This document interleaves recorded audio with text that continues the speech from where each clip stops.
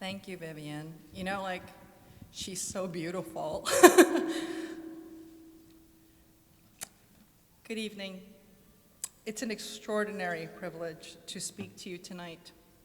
To begin, I want to thank the organizers of this amazing event, and most importantly, I want to thank you for coming out. 40 years ago, in March of 1976, my family, who's here tonight, my mother and my father, and my two sisters left Seoul, and we flew into JFK to become Jemigyopo. We stayed initially in Elmhurst with my Uncle John and his family in their tiny rental, and not shortly thereafter, we moved into a one-bedroom furnished apartment. My parents stayed in a tiny bedroom, and my two sisters and I, we slept in a bunk bed in the living room. Right away, my parents enrolled us in PS 102, and I started second grade. I didn't speak any English, and if it weren't for my elder sister Myung, who's here right now, who defended me from terrifying second grade girls, I might not have made it tonight. I was very shy, and I barely spoke even in Korean. And I didn't have glasses, and I was very nearsighted. I found school very difficult. Every day, I couldn't wait to get home to my sisters and to my parents. My father and mother were born when there was only one Korea, not two. My father was born in Wonsan in 1935, which is now part of North Korea. And my mother was born in Busan in 1941, which is, of course, in the south. My sisters and I were born in Seoul. My father became a war refugee when he was 16 years old. He put himself through college, and then he worked as a cosmetics executive. My parents met when my father interviewed my mother for a job interview. And my father thought that my mother was pretty, and he asked her out for coffee. Today, this is called sexual harassment. But she did not mind so much because they got married. My parents come from two very different regions. However, despite whatever current political rhetoric or stance that exists today in both Koreas, I know that Koreans from everywhere once shared a common land and a common culture. No matter where we are, whether we're in Bergen County or whether we're in Wonsan, we Koreans come from a 5,000-year-old nation that is culturally and historically rich. And we are a people who have powerful adaptive skills. Our old nation has been colonized, brutally divided and attacked, and yet we Koreans are resilient, and we have deep, complex feelings for our motherland and for our compatriots. I'm very honored to be here right now. Now allow me to return to the story of my family. My father had studied finance in Busan National University, and before we left the country, he worked in marketing. My mother studied music at Yonsei, and she was a neighborhood piano teacher. They had a middle-class life in South Korea, but my father was afraid that war could happen again, and he wanted stability for his family. But once they came to America, they had to find work. My father was 41 years old, 6 years younger than I am now today, and my mother was 35. They were not old, but they were not young either. They had 3 daughters from the ages of 5 to 10 years old, and they didn't have the skills to find white-collar work here, so like many Koreans, they decided to have a small business, although they had no experience in running a small business. They sold their house in Seogyeodong for $10,000. And with about half that money, they bought a newspaper stand in an office building in what is now called Koreatown in Manhattan. They sold newspapers and cigarettes and candy. And although they did not intend to fail, they decided to start a business on a very small scale, so if they made mistakes, they could somehow salvage their errors and find other work. I'm the middle daughter of 3 girls. I was 7 years old, and I remember going to the newspaper stand with my father on Saturday mornings. He wore a necktie and a coat, just like his desk job in Korea, and he sold the Daily News for 15 cents, and candies like Goldenberg peanut butter chews for a quarter. I thought it was a wonderful place. I still remember how delicious a York's peppermint patty tasted the first time I had one. Back in 1976, there weren't nearly as many Koreans as there are in New York City as there are now, and certainly not as many in this wonderful place in the state of New Jersey. My father felt very strongly that the very few Koreans there were had to stick together. Down the street from the newspaper stand, on 30th Street and Broadway, a man named Mr. Park owned a wholesale jewelry business called Sunny Variety Corp. Mr. Park bought cigarettes from my dad's store, and often he was very short on cash, and he would ask my father if he could borrow a few $100s. He would pay back the money every now and then, but then he would always need a little bit more the next time. Now, there was always something that he had to pay. He had to pay the suppliers, he was a little short on his rent, he had to talk to his landlord. And a few $100 in 1976 is not an insubstantial amount of money when you are selling scratch-off lottery tickets in newspapers for 15 cents. But my father felt that Koreans had to help one another. About 6 months after they had the newspaper stand, another Korean came to my father and said, could he buy the stand from him? Because he needed a job for his younger brother who was coming to America. And my father said yes, because it had always been his intention to run a bigger business. Now, although the newspaper stand was becoming very profitable, he did not sell the store for a profit to the other Korean because the newcomer was very poor. After my father sold the newspaper stand, he went to Brooklyn, and then he went to the Bronx, and he wanted to open a deli. He knew nothing about opening delis. Then one day, Mr. Park, that man who had borrowed money from my father often, came to him and said, would you like to be my partner at Sunny Variety Corp? Now, it sounds impressive to be the partner of a wholesale jewelry business. But in fact, Sunny Variety Corp, which exists, the space actually still exists today, is located on 1235 Broadway, which is on 30th and Broadway. So if you go to Koreatown sometime and you look at 1235 Broadway, you will see exactly the spot where my father worked for 20 years. And now it's South Asians run a perfume wholesale business there. The shop itself was about 200 square feet. So it's about maybe 8 feet by 25, and about twice the length of the newspaper stand. So in fact, my father had improved his situation. There was a glass show window and a glass panel door, and it never got cleaned no matter how much Windex my mother used. And there was an ancient display case, and if you tried to open the door to take the merchandise out, the door always stuck because it was so old. In the very back of the hallway-shaped store, there was a tiny, cheap desk and a metal file cabinet behind a plexiglass panel, and that was the office. The landlord did not heat the store very well. So throughout my childhood, whenever it was winter time, my father would wear 2 cardigans, one on top of the other, because every time the door opened, it was so cold inside the store.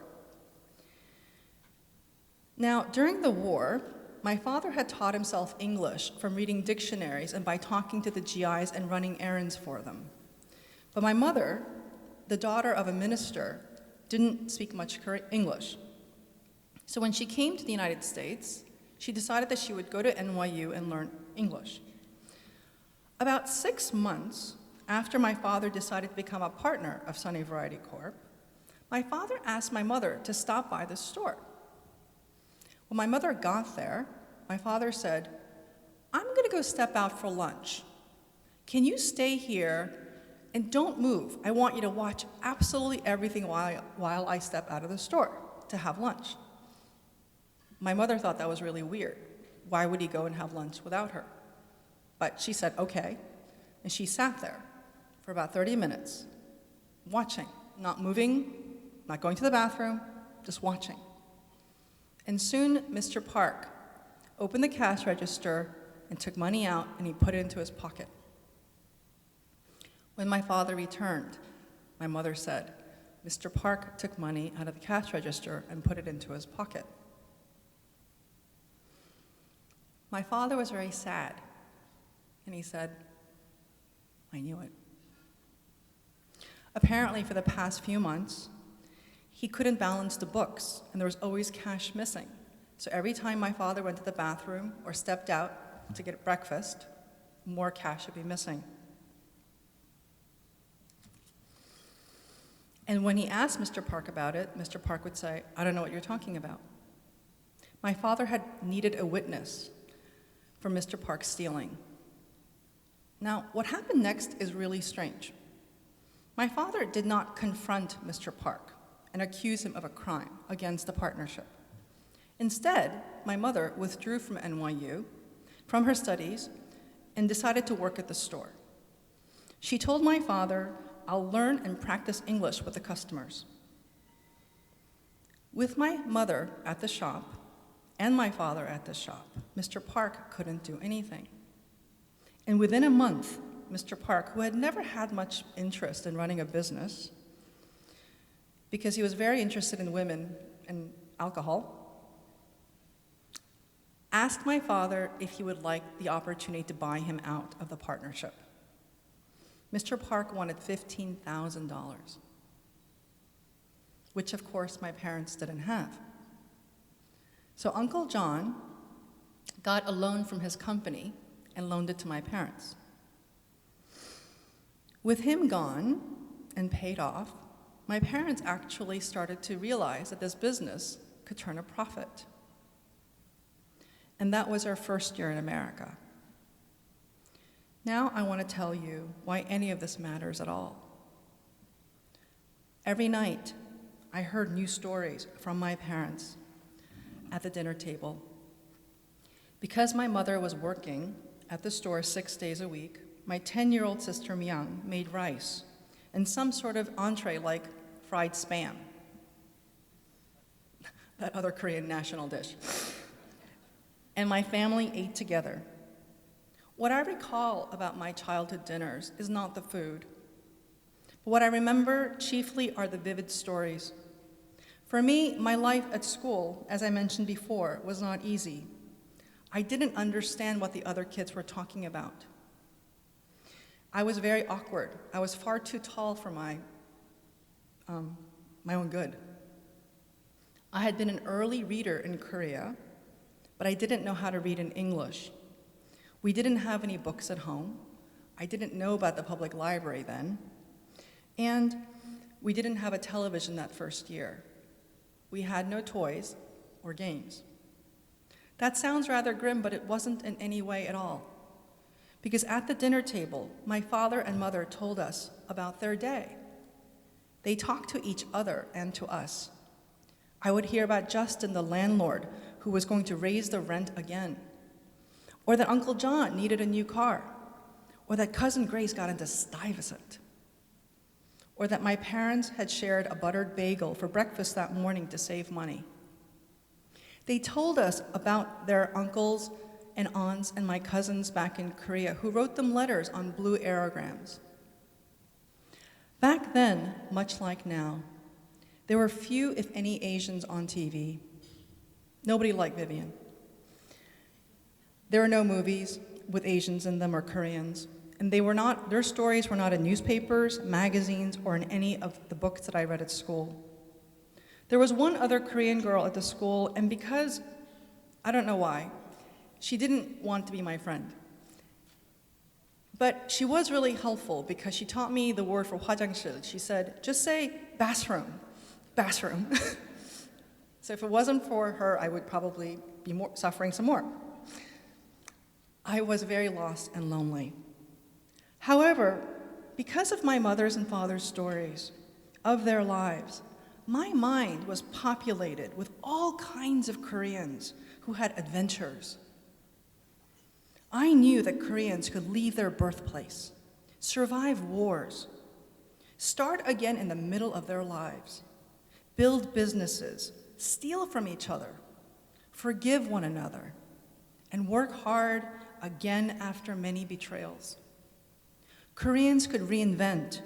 We could dream and we can struggle in the face of great obstacles. In the absence of an American narrative about Koreans, my mother and father created counter-narratives where people who looked like me could have their stories and their meaning.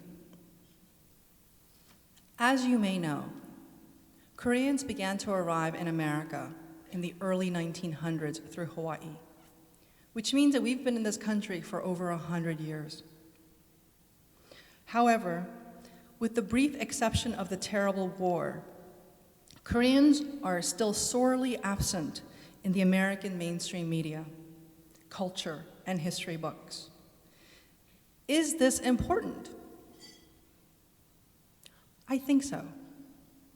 The absence and erasure of real Koreans and real Asians in media, culture, and history have profoundly tragic consequences for children and adults.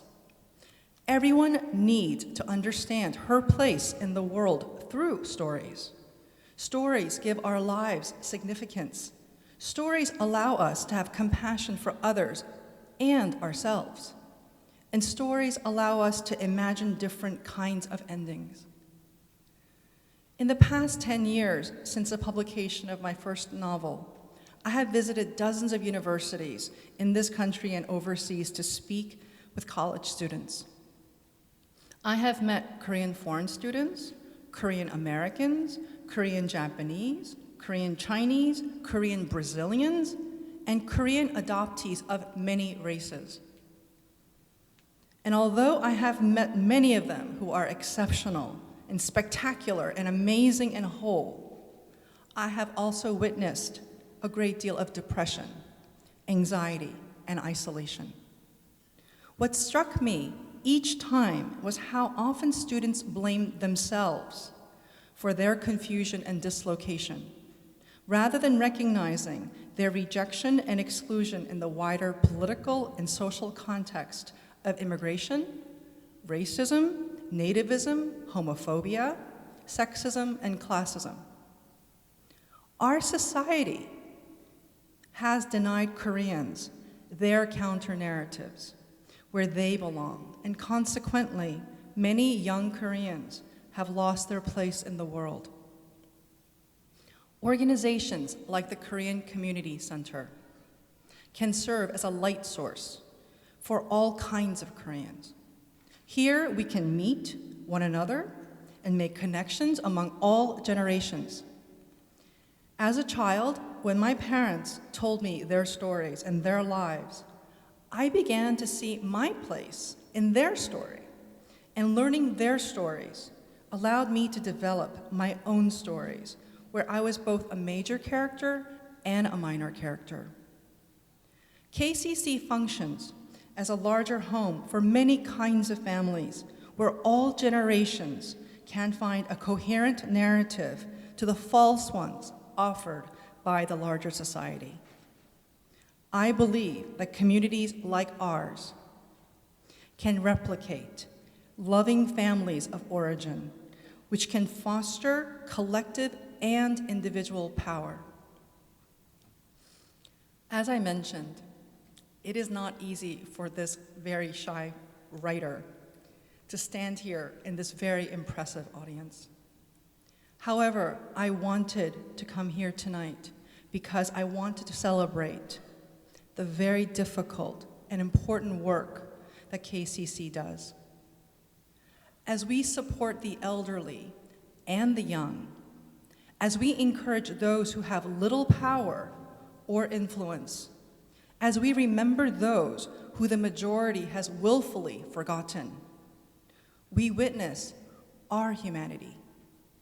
And as we continue to believe in each other, we take part in our greater story. Thank you for coming tonight.